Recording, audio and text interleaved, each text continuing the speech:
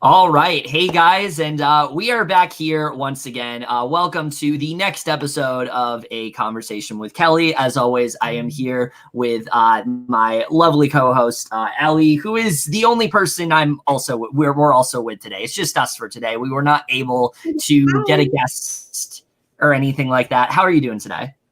I am fantastic, and you're looking good today, too. You always look good. So do you. Yeah, but we weren't able to, like I said, we were not able to get a guest for today, unfortunately. We tried reaching out to people. It just didn't really work out. But it's fine because we're just here to talk about the double eviction, which, we both were really excited for, coming off a really eventful week. There was a lot of things that went down. There were a lot of possibilities for how this eviction was going to play out. We get to it, and what'd you think? I was disappointed, but most double evictions are pretty disappointing. Yeah, honestly, I don't think we should be too shocked that this was not a very eventful double eviction. It wasn't bad, I would say. It just was very predictable. The way things went, unfortunately, it went in a very predictable direction, and I did not really like that. But I will say it sets in motion a really interesting endgame. I think the endgame of this season is going to be really dynamic, and I'm really excited to see the way it plays out. But let's just get into this week. Considering the fact that not as much happened, we really don't have a lot to talk about in terms of the actual double eviction. A lot of it, we just have to talk about what was leading up to the double eviction. So we start off, Tera is still just stressing out about leaving, which this is all she does now. She just complains. We get this weird... What were you going to say? Oh, I was just saying she does. Yeah, we get this weird segment with her about how it's the 14-year anniversary of her brother's death and things like that. And so she needs HOH. She needs it. This is something that she has to have. It is her rite of passage to have this HOH. And look, it's very sad what happened, but I've seen people talk about this on Twitter. I do not understand why these editors are so fucking obsessed with Tera. What is the obsession with her? They keep getting these long scenes with Tera, and it's the same thing every time. It's just her complaining about something, or it's her talking about how she's paranoid, or it's her talking about how she doesn't trust this person. I'm just there's so many other house guests that I would much rather focus on. Yeah. Why are we giving all the airtime to Tera?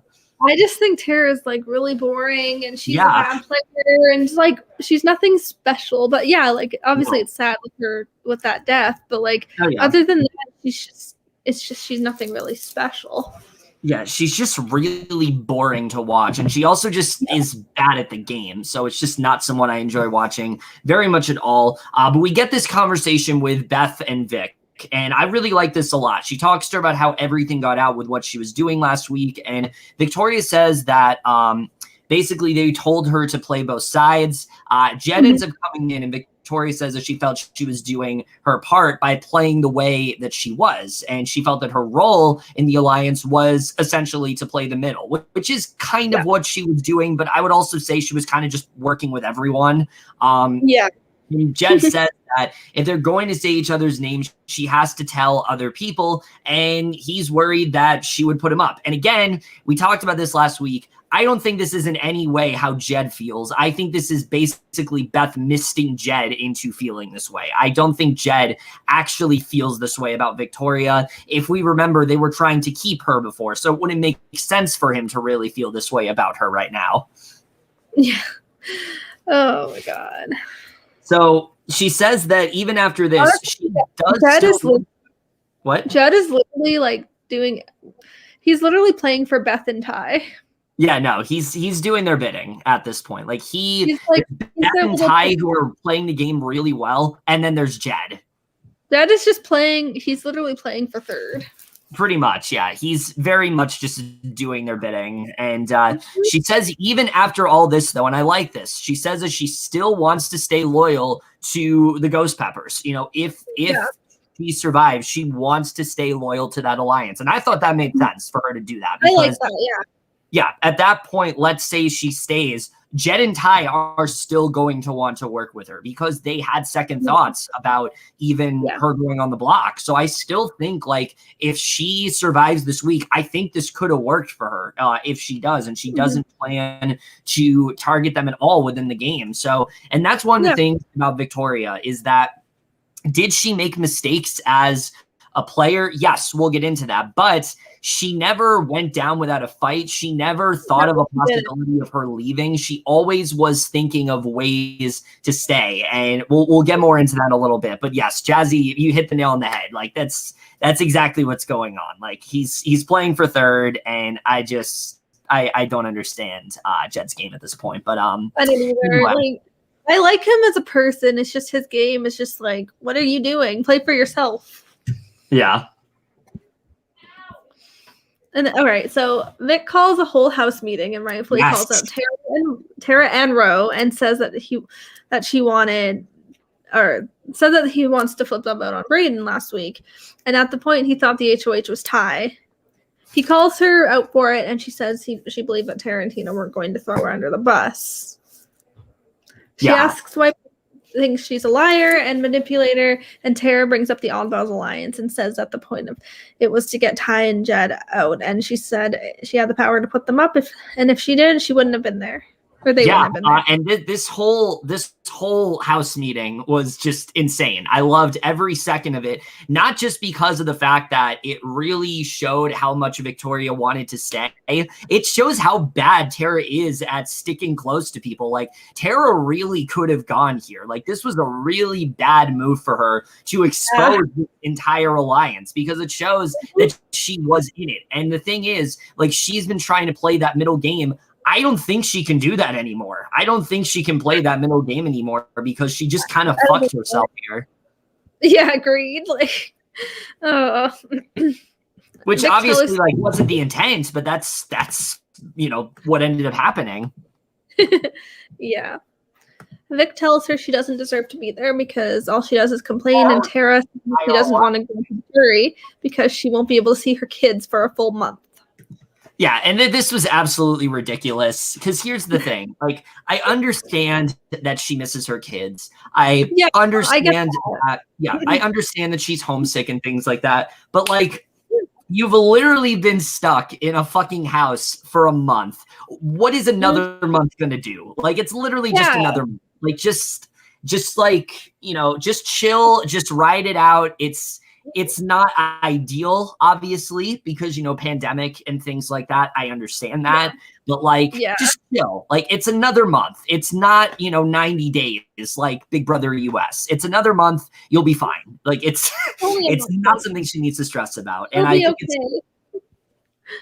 and her other thing is that she kept going on about how she's like, we're starting a jury. And her logic didn't even make sense. She was like, if I'm the first one in jury, that's a whole month and I don't get to see my kids. And I'm thinking, I mean, that's still going to be the case if you go second in jury, if you go third in jury, that's still what's exactly going to happen to you. So it didn't really make any fucking sense at all. No. And I agree with Jazzy here. Like, if they had not already made the decision that like Victoria's going, I think Tera goes here. I think she would have fucked herself over.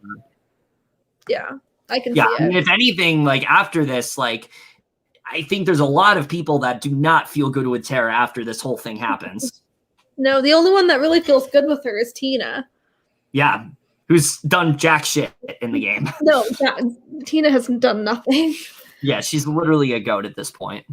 She's a couch. Yeah, literally. After this, Ty, Jed, Breydon say all bets are off, and Breydon hates the fact that Tera brought this up since he has been working hard to gain trust with the trio. Kiefer comes in and Jed says that the conversation actually may have made Vic look better.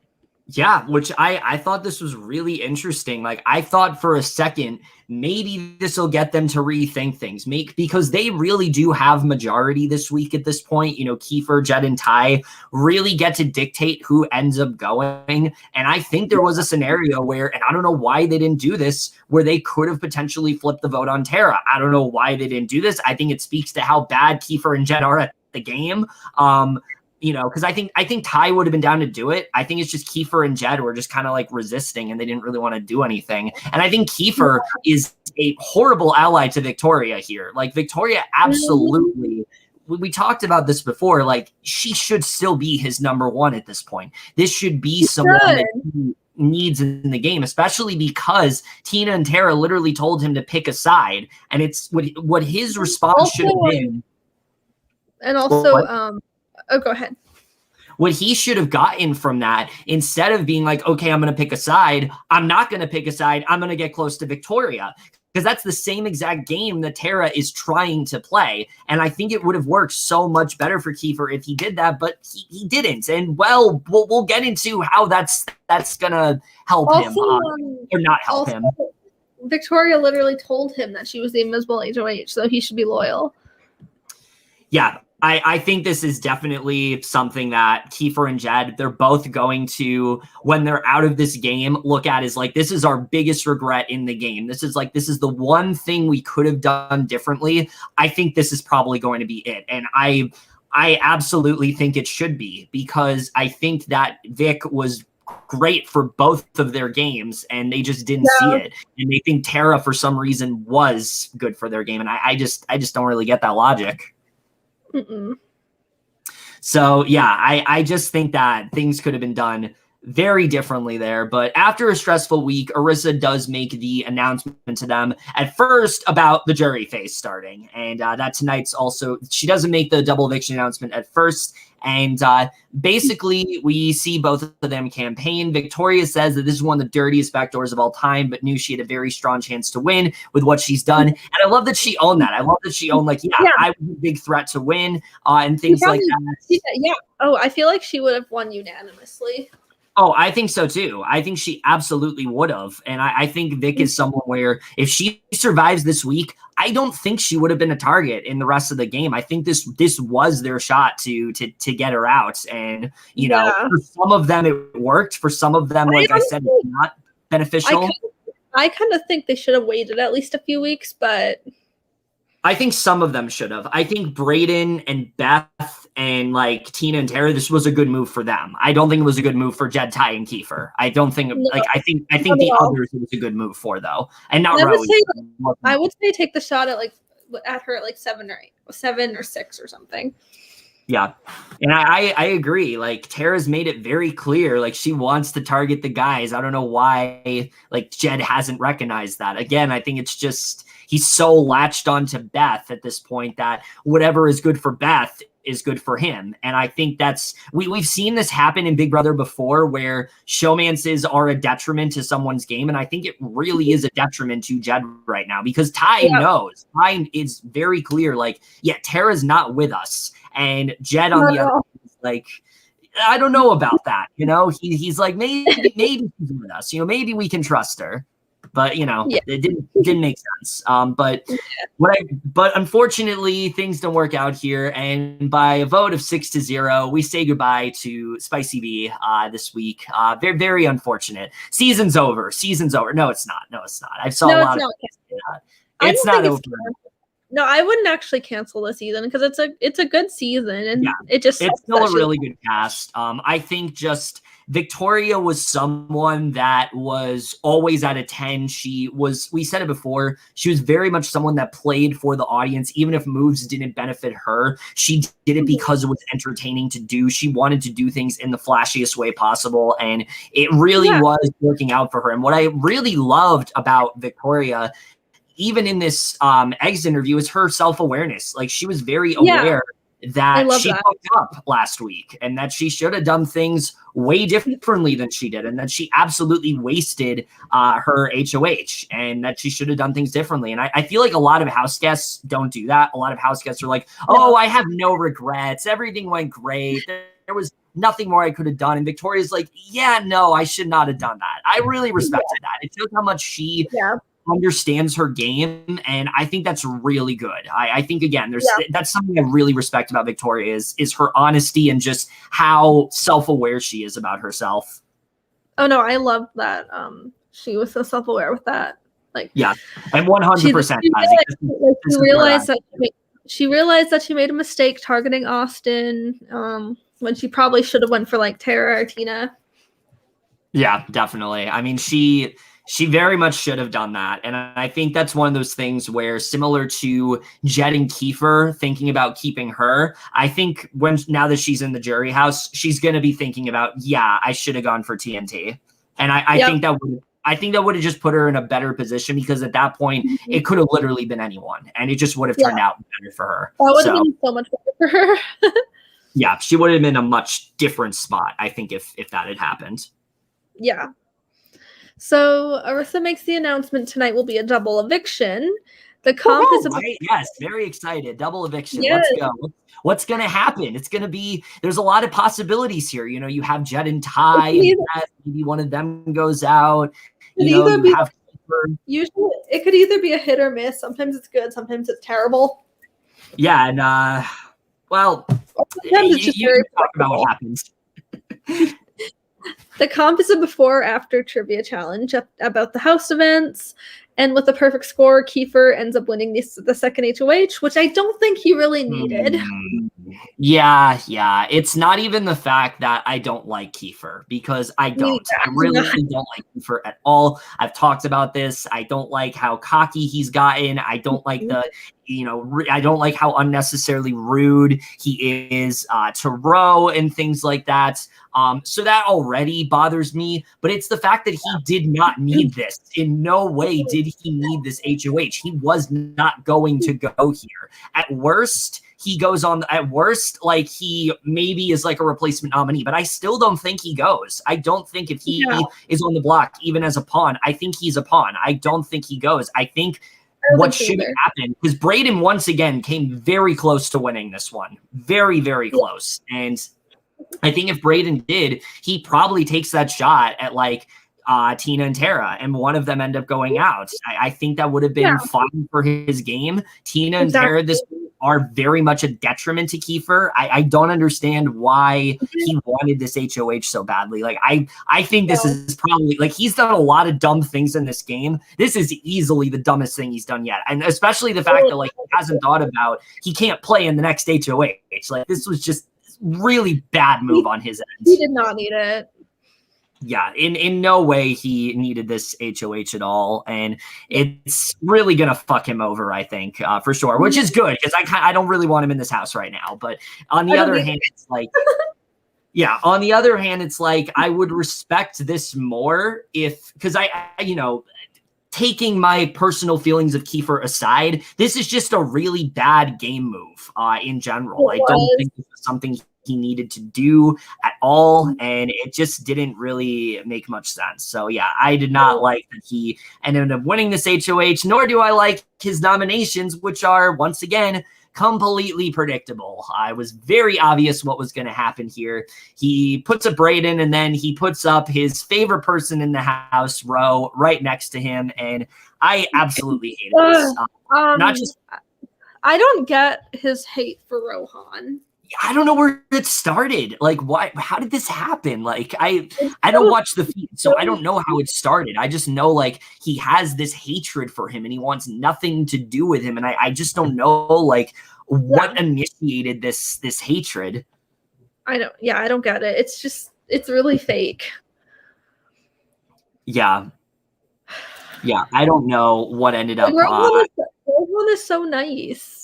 Yeah, Rohan is just like, he plays hard for sure, but like, I don't think he's done anything to Kiefer. I don't know what exactly happened between him and Kiefer, but it just, seeing him go on the block, it just really rubs salt in the wound already. Like, I don't want Ro gone here. I feel like Ro did such a great job last week of making himself not be a target and things like that. And I think that, he was in a really good position heading into these next few weeks. Same with Breydon. So it really sucked for him to go on the block here. And I do agree with Jazzy. It's similar to Steve's obsession with Becky, but that one I thought was funny. That one I actually like, because it made me laugh. Whereas this I just feel like he's being unnecessarily rude towards Ro, and I mean, to be fair, I wasn't really a Steve or Becky fan. Yeah. Yeah, I enjoyed that cast though, and I thought they're there was just a few I wasn't really a fan of. Yeah, I liked their back and forth I did not like what Kiefer's doing to Roe. So, he's up. Maybe he can win the veto. Maybe that can happen here because we have the veto. Maybe he's going to win the veto. We have the veto comp. They're doing this maze of sorts, and it came down, and I thought Roe had it. I thought Roe was about to win, and Ty ends up winning for the first time. And I will say, I love that Ty won a comp. I do, because I talked about this before, how he needed a resume. He very much needed a resume of sorts because of the fact that he really wasn't doing much in the game. He hadn't won any comps. So I'm glad that Ty did win this comp. I'm glad he finally won a comp, but I don't think he needed this veto. No, he didn't.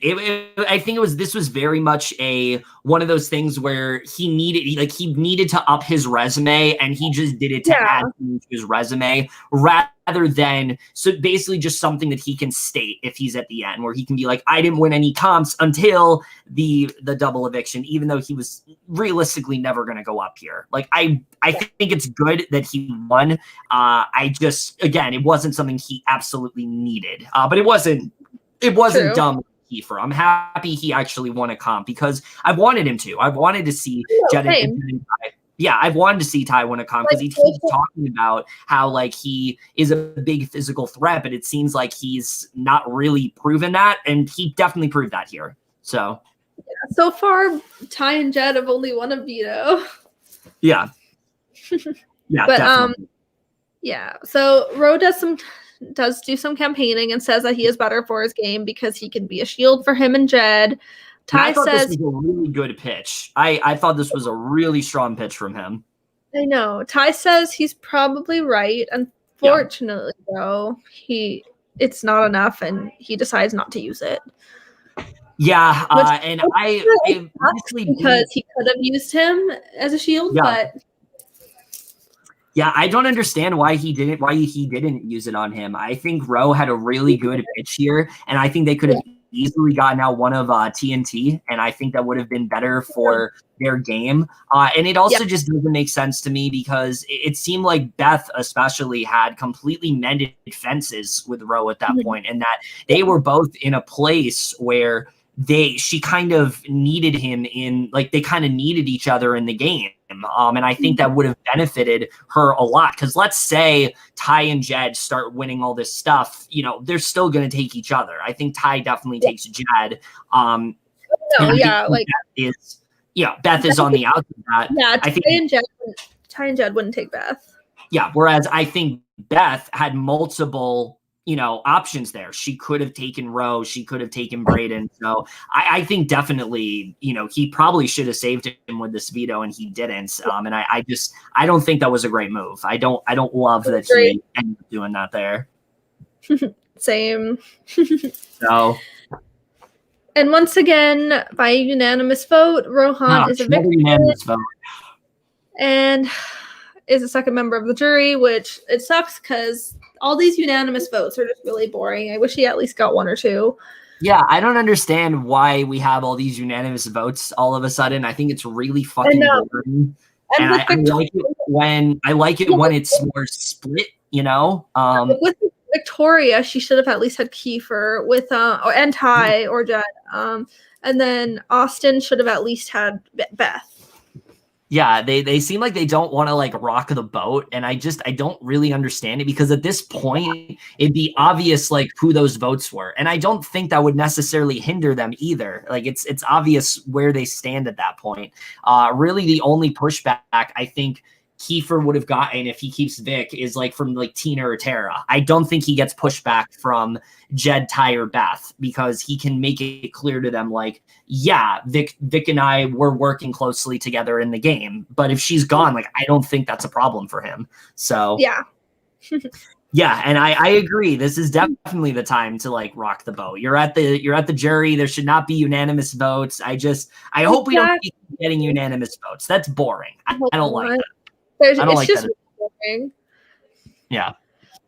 Rose says he knew this was coming and that he hopes Kiefer or Breydon ultimately take the win. Well, I don't want Kiefer to win, but Breydon I would love to win.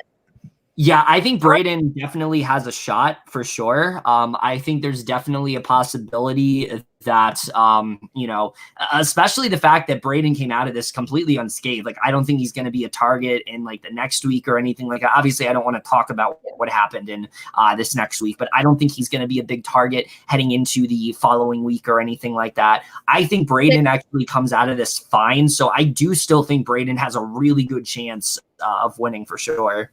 I think so too. Breydon's been proving himself so well. And I think, in my opinion, the people that are playing the best games left now are probably Beth, Breydon, and Ty.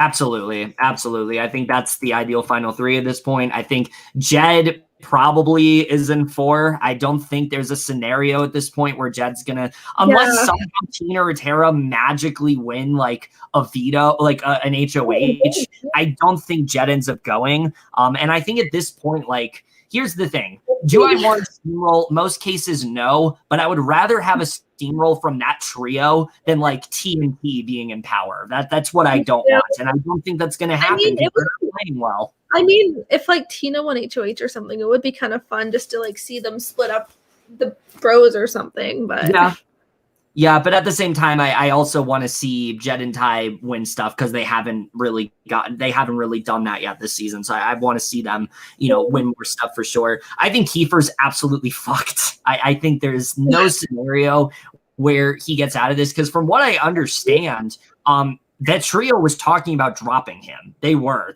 talking about like leaving him, to slaughter. And I think it's definitely a good move on their end if they do that. Kiefer's very wishy-washy as a game player, I feel like. Like 1 second he'll say he has you and then he doesn't. He's really not a loyal ally for them. He's really only been loyal to them because he's never had to target them. But I feel like if given the opportunity, Kiefer probably would have taken that shot. So I think they definitely do need to go for Kiefer really soon. And I don't think that I don't think that he has that much more longevity in this game. Oh no, I don't think so either. Like I don't see Kiefer because with his HOH, I don't see him lasting a week or like that much longer. Maybe a week or two at the most. Yeah. And I agree with what Jazzy's saying here. Like, Breydon's definitely going to be a pawn, but I don't think he's going to be anyone's target. I don't think the only person who he's actively a target for is like Kiefer. And Kiefer was just HOH. So he's not going to go up or anything. If I'm Breydon, though, I definitely want to push Kiefer because definitely the fact that like I was on the block and things like that, and there were clearly things that I think Beth, Jed, and Ty did not really want to happen. I don't think they wanted Ro to go when he did. I think that in general, is a reason for Kiefer to go. So I think he could be gone as soon as next week. I really do. I agree. I will say though, job well done to Ro. Like, seriously, what an amazing game from him. There were so many points in this game where it felt like he was like dead in the water, and he always found ways to pick himself back up, and he found ways to constantly position himself better within the game. And I've seen people say, like, why does he deserve All-Stars? I think that's why he deserves All-Stars. Did he play the game that he said he was going to? No, he was very much not the villain of the season. That's hands down Victoria. Hands down Victoria. Yeah, Victoria was the villain. Yeah, 100% she was. But I do think Ro is someone that, similar to Vic, never went down without a fight. He always found ways to campaign to people. He never stopped trying to get votes, and I just was very impressed by him. So I'd love to see him come back in like an all-star season or something like that. Really impressed by him. Victoria and Rohan would definitely be asked back. Yeah, really impressed by his game overall. I really love the way that he played. And it sucks that he had to go here because, again, I don't think he was in any real danger. I really don't. I think if Rose survives, like, I think he probably gets pretty far in the game. I don't think he wins or anything, but I think he probably gets like fourth. Literally the first two jurors would probably win unanimously. Yeah, I think so too. So yeah, it really sucks to see both of them go. But like I said, I think heading into this next phase of the game, yes, we're probably going to have a steamroll from the trio, but I'm here for it. They've played a great game. I'm here to see them steamroll. I'm here to see them take out people like Tina and Tera, but I also want to see. But I also think them steamrolling helps someone like, say, Breydon, who I want to win right now. It's going to help him in the game because he's not going to be seen as a big target for them. He's actively working with them. So, like, I want to see them steamroll. They're going to take out Kiefer. So, really, just ideal scenario at this point is that trio running the game. And I'm perfectly fine if they do decide to do that because I think it's going to help them take out the lesser players at this point, the ones that don't really deserve to win. So I really liked, I didn't really like the way this double eviction played out at all. I'm definitely excited to see how. It wasn't terrible. It was just boring.